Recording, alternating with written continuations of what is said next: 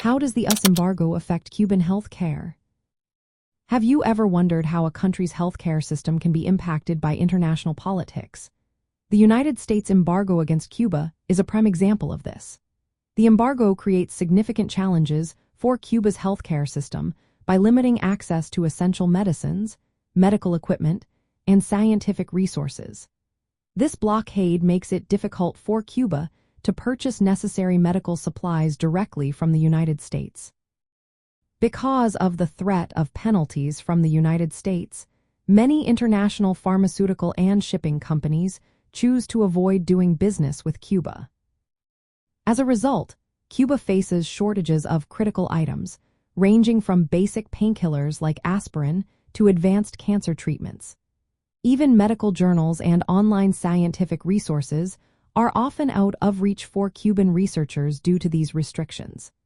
This situation forces them to work under conditions that are much more limited compared to their counterparts in other countries. The human cost of these limitations is significant. The embargo has caused delays in obtaining replacement parts for aging medical equipment, such as X-ray machines. It has also led to shortages of food and medicines that are essential for patient care. In some cases, Cuban doctors have been unable to access life-saving medicines from any source, leading to preventable suffering and deaths. Specialized hospital wards, particularly those focused on cardiology and nephrology, have been especially impacted by the lack of resources. Despite these challenges, Cuba has taken steps to promote self-reliance and innovation within its healthcare system. The country has invested heavily in biotechnology, vaccine development, and herbal medicine research to make up for the scarcity of imported medical goods.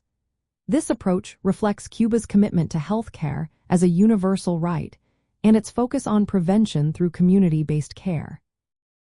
The Cuban healthcare model emphasizes consistent and accessible medical attention through polyclinics that integrate nutrition, exercise, and disease prevention. This stands in stark contrast to profit-driven healthcare systems found in many other countries. Cuba has also extended its healthcare solidarity globally by sending medical professionals to underserved and disaster-affected regions in Latin America, Africa, and the Caribbean. These international medical missions showcase a model of healthcare based on service rather than profit.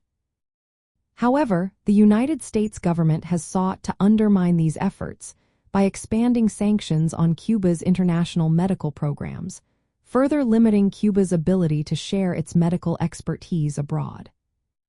From a communist viewpoint, the United States embargo is seen as an unfair barrier that undermines Cuba's socialist healthcare system.